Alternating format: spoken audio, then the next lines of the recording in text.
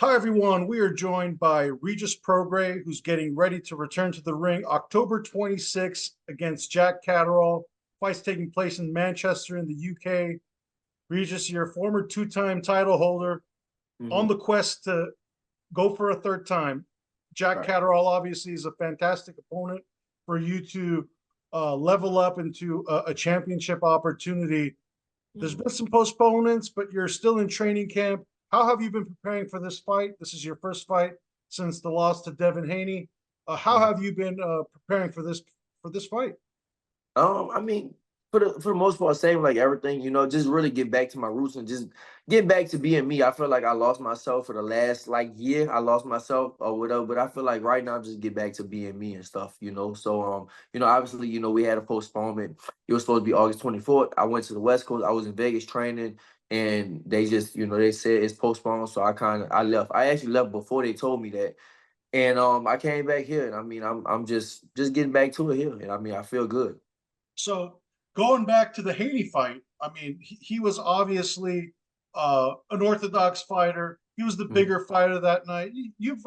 We've talked about it as well too. But as time goes on from that fight, we're about 9 months past that fight. Well, what is the biggest learning experience and for you from that fight? Man, a bunch of things, man. I just felt like at that time his team was just a bet. Like they just the overall picture, they got in my head for the most part. I think that's the first thing I would say. But just overall, like just I switched.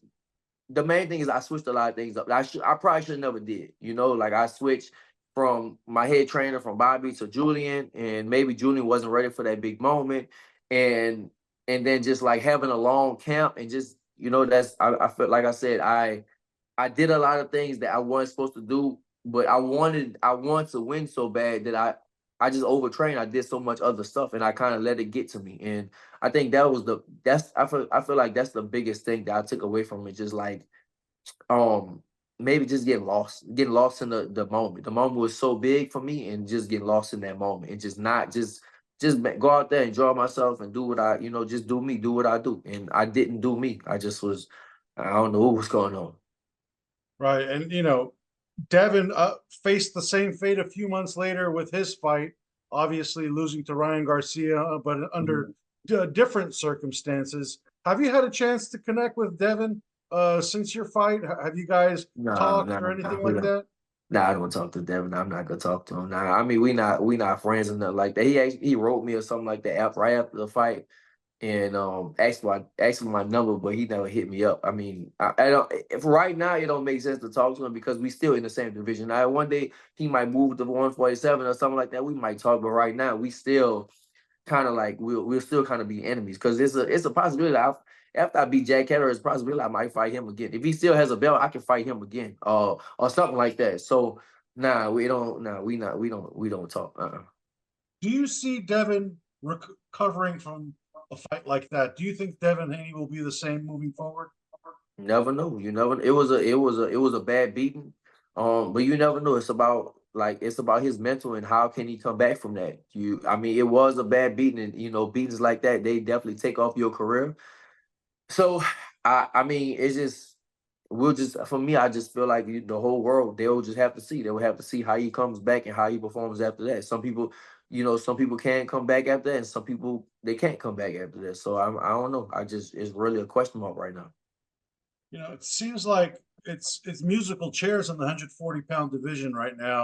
Right. Anyone could anyone can lose on any given night. We Mhm. saw that happen again with Isaac Pitbull Cruz losing to Jose Valenzuela. What was your assessment of that fight, and how do you assess Jose Valenzuela in the 140-pound picture now? Honestly, I think I'll smoke them. I definitely think I'll smoke them. I don't, but I think I'll smoke everybody. That's just my confidence in myself. But I I mean, I just think that style with Pitbull, I never really and call me what you want, but I never really thought Pitbull was that good of a fighter. He got I think he got famous against Tank because, he went the distance with Tank. He gave Tank a hard fight, but styles make fights But I mean, as far as like somebody like a Southpaw that can move around on him, I think that'll, it's not a hard fight. He comes and he does the same thing over and over again. That's kind of what he did with Venezuela or whatever. Yeah, what's the name? Rayo, basically. And so, and that's for me, that's just how you beat him. I mean, you got Valenzuela, another southpaw for you. So it's definitely. Do you think that's a fight that could be made? He has a title, and the 140-pound picture has guys like Liam Paro, who's tied to Matchroom. Mhm. Looks like the WBC situation will be lingering until Devin makes a decision. Teofimo at WBO, but he's always has his eyes on other things. It seems like 147 and up. Well, how soon do you think you can get that title shot?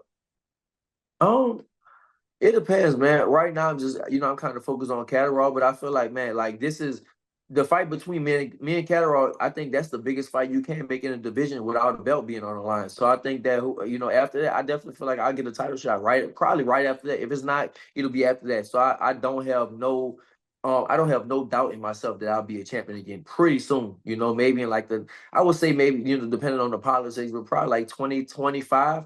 I would think I would have a belt again. Gotcha. Will you be tied to Matchroom after this fight as well too? Not after. No, this is actually my last fight with Matchroom. But I mean, I have a good working relationship with Matchroom. I mess with them. I like Matchroom. I like everything that Matchroom is doing. So, most likely I'll go right back to Matchroom. Because Matchroom is. I mean, if you look at everything that's going on, Matchroom is doing some of the biggest shows. So I think that, man, I rather for me stay with Matchroom. But obviously, it's all about the money and it all depends. Who brings the best things, but. It's right now Matchroom is doing some pretty big things, and then like I said, they have the with the Liam Power situation, they have that over there, so that'll be an easy fight to make for me and him. So we'll see. Just after I get past this fight, then we'll see what happens, and we'll see what happens with Matchroom or whoever else offers me the best deal. It seems like this is the perfect time to also head into free agency. You get this big win against Catterall, and essentially every company has 3 or 4 guys credible you could be facing. I mean, we Right.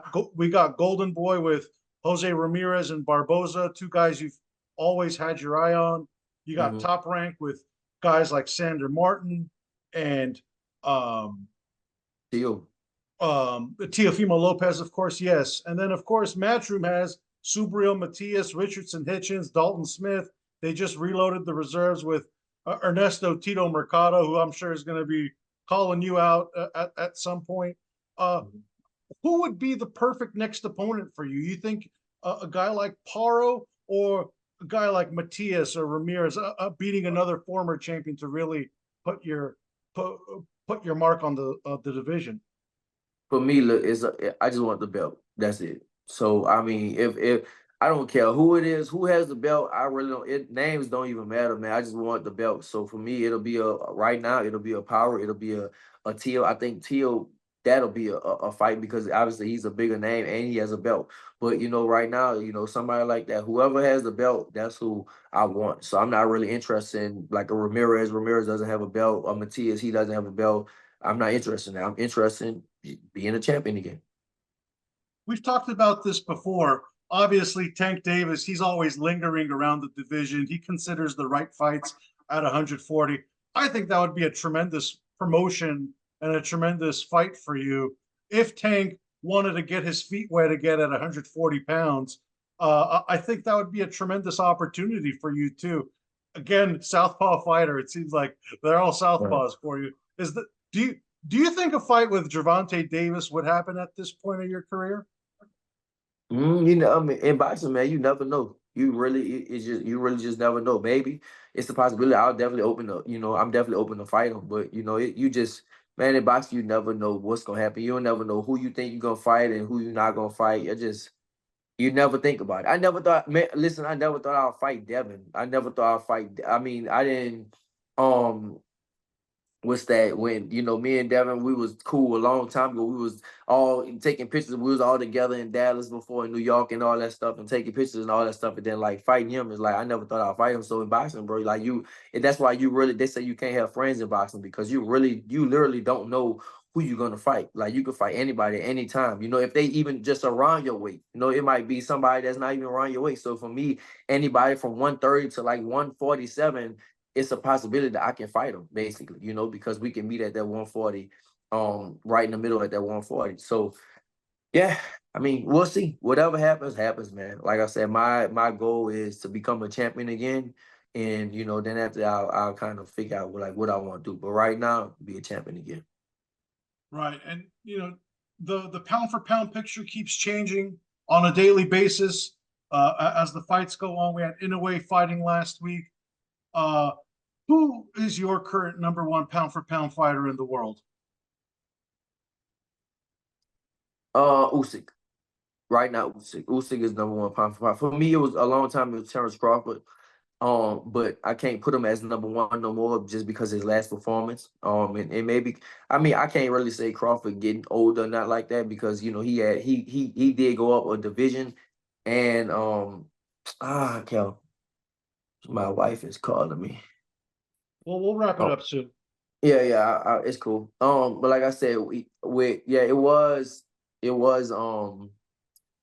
yeah, it was Terence Crawford, but I can't say him right now just because his last fight and he went up and he's getting older and he took a long time. He took a long break. But right now I would say Usyk. I think Usyk has probably the best resume right now. If you look at Usyk's, you got to go by resume. You look at Usyk's resume, it's no comparison. I think you have experience in this facing the bigger fighter. Obviously, you and Devin weighed in the same, but you guys were at different weights on fight night. And Right. Usyk, of course, was about 50 pounds lighter than Tyson Fury.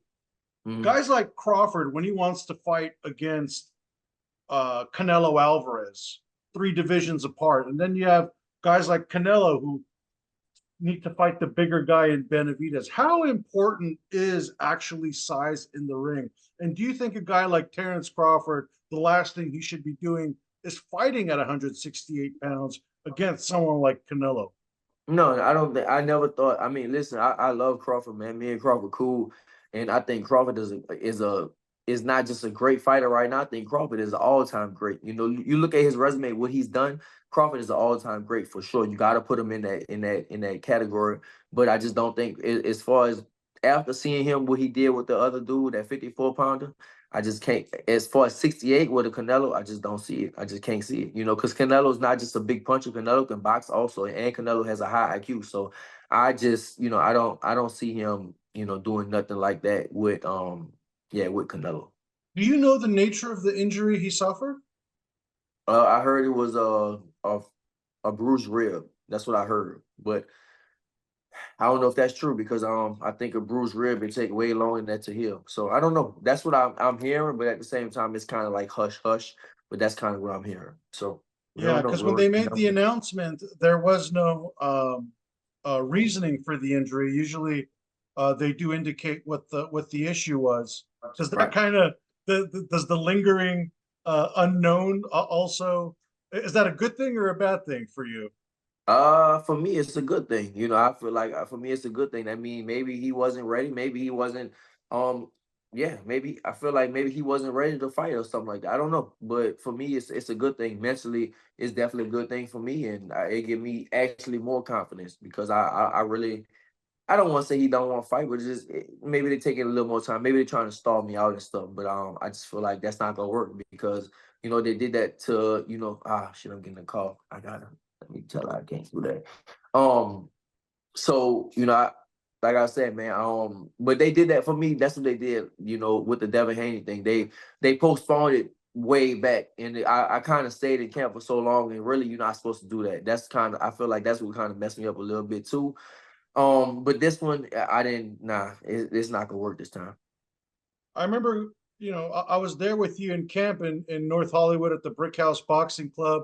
You told me that was the longest training camp of your life. I think you were training from like September for that Yeah, fight. it was like 4 months. It was like usually I do a 6 to 8 week camp, and I did like a 4 month training camp, and which was in hindsight, you look at it, it was too long. You know, it was definitely too long. But when I was doing it, I wanted to do it. You know, I was like, man. But my coach tell me about that all the time. My coach Bobby, he tell me about that all the time. He was like, a lot of fighters they do something that get them to the top, and then they get something really big, and then they switch things up. And that's kind of what I did. I got there. I got to the top. I became a champion. I became a 2-time champion 3 years later, and I did that having a certain formula. And then I got a big fight with Devin, and I tried to change everything up. I literally changed everything up, and it's like it's not what got me there. So that's kind of what happened though, because people ask me, reporters ask me while I was in training, man, you don't think you go overtrain, you don't think it's distraction in LA? And I was like, nah, it's not. But then you look back and it probably was. Yeah, because I mean, just boxing aside, I mean, anyone who has that big moment in life, a career-changing opportunity, naturally they're going to try to over-prepare and make sure they're ready for that opportunity. Yeah. And sometimes over-preparation could work against you as well too, especially but boxing, of course, it's physical. So Yeah. Well, it wasn't for me. It wasn't a physical. It was more of a mental thing. Physically, I felt like I was good physically. It was just more of a mental thing, because the thing is, in camp is so hard. I train 3-4 times a day. So the thing, like, camp is so hard. Like, you need these like mental breaks, and I didn't give myself that. And so then once it got closer to the fight, then I kind of started to, I think, break down and try to give myself mental breaks, and that was the wrong time to give myself that. I should have been doing it way earlier, but yeah. I mean, listen, you live and you learn, and it's all instruction. That's how it is. You learn from it. right. Jack Catterall, he obviously had a nice win against Josh Taylor. Certainly a different version of Josh Taylor than the one you faced 5 years ago. But he did beat him. What was your assessment of Catterall's performance against Taylor? I mean, I think he did what he's supposed to do. I really felt like I feel like Josh Taylor shot right now. I think he's the same fighter, but it was a closer fight than the first fight. I think the first fight he really won that fight. The second fight, I think you can give it to him, but it was closer. It was definitely a closer fight. Josh Taylor pushed the action. He definitely pushed it more. But I mean, I feel like they owed him. They kind of just owed Jack Catterall that win, and so that's why he got it. you know, Jack is not a title holder, but he's certainly perhaps even more dangerous than some of the title holders right now in the division. Where do you rank Jack as far as the 140-pound picture? I mean, he's up. I think he's up there. He's definitely up there high right now, because at first, you had all these guys that was, they had belts and stuff, but most of them, all those guys, they getting beat. A lot of these guys are getting beat. They're not looking good, all that type of stuff. So I feel like, Jack is, he's one of the ones that's at the top right now. Yeah, this is a big fight for you because the 140-pound picture is stacked, and a win really sets up your next 2-3 fights against the top 5 of the division, perhaps a title shot. What knowing that at the age of 35 that you need to capitalize on this window, what is your approach mentally for this fight? Just being me. That's why I keep saying this in every interview I do. Just being me. Just getting back to being me, being the person that got there. That's the main thing. Just going out there and being me, and it really just enjoy myself. I feel like, man, I put too much pressure on myself. And really I have to have goals. I feel like I have to have goals. Something that I really wanted for a long time, and it was like I wanted to be a champion again. To 2-time champ, I really wanted that, and I passed a lot of opportunities up at 147 for big money, and I was like, people's like, man, you crazy? Like, why are you doing this? You might as well go to 147 and do this and make this money. I'm like, nah, I want to be a champion again at 140, and then I did it, and then it was like, all right, I wanted that so bad, and I did it, and then I felt like I really didn't have nothing else to do. And now it's like, all right, I have a goal. Like, I want to be a 3-time champion. That's my goal right now. So now I'm just mentally just being back, just being me, and just really, going out there and enjoying myself and like having fun. I really love boxing. Like, it's no other way around. I really just love the sport of boxing. And I enjoy doing it. I enjoy compete. I enjoy watching. I enjoy competing in it. So just going out there and being me again. You're a southpaw. Catterall's a southpaw. Do you enjoy facing southpaws? I do now. I honestly, like, my last. I mean, I fought maybe 5. The last couple of fights, it was southpaw. So I kind of like fight. I rather fight a southpaw over orthodox right now. It's because it's just been I don't know. I feel like it's easier to fight a southpaw than an orthodox right now, you know. So hopefully, I mean, people gonna watch it. They go orthodox fighters gonna see it. They go, oh, let's fight them. But you know, I rather, yeah, like right now. I mean, it's for me. I think it's easier to fight a southpaw than orthodox. I mean, over the last 5 years, you've certainly been almost exclusively been fighting southpaws. Guys like Josh Taylor, Red Catch, Tyrone McKenna, Jose Zepeda. So it feels like, you know, I've southpaws. been just southpaw. Yeah, it's just been a lot of south. Terry Flanagan. You talk Terry Flanagan was a southpaw. Julius Ndonga was a southpaw. I mean, I fought a bunch of southpaws, and even early in my career, before that, I fought a whole bunch of southpaws. So yeah, I guess I'm like used to them.